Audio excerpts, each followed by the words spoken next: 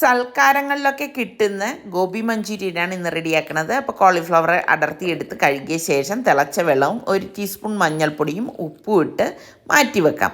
മറ്റൊരു ബൗളിലേക്ക് കോൺഫ്ലവറും മൈദയും സമം വേണം എടുക്കാനുള്ളത്.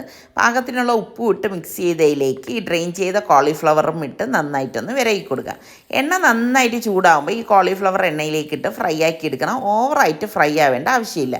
ഇതേ എണ്ണ തന്നെ മറ്റൊരു പാനിലേക്ക് കുറച്ച് ഒഴിച്ചിട്ട് 5-6 വെളുത്തുള്ളി അല്ലി, 1 പച്ചമുളക്, 1 ടീസ്പൂൺ ഇഞ്ചി വെളുത്തുള്ളി പേസ്റ്റ്, 3 സവാള അരിഞ്ഞതും ചേർത്തൊന്ന് വഴറ്റിയിട്ട് ഇതിലേക്ക് നമുക്ക് 1 table spoon soya sauce, 4 table spoon tomato sauce, 1 table spoon chilli powder, 1/2 table spoon കുരുമുളക് പൊടി, 1 ടേബിൾ സ്പൂൺ പഞ്ചസാരയും പാകത്തിനുള്ള തിളച്ച വെള്ളം ഒഴിച്ച ശേഷം ക്യാപ്സിക്കവും കോളിഫ്ലവറും ഇട്ട് ഇളക്കിയെടുക്കുമ്പോൾ നമ്മുടെ അടിപൊളി ഗോബി മഞ്ചൂരിയൻ റെഡിയാണ്. അപ്പോൾ ലൂസ് വേണമെന്ന് തോന്നിയാൽ തിളച്ച വെള്ളം ഒഴിച്ചു കൊടുക്കുക. ഇഷ്ടപ്പെടുകയാണെങ്കിൽ ഇപ്പം തന്നെ ഒന്ന് ലൈക്ക് ചെയ്യാൻ മറക്കരുതേ.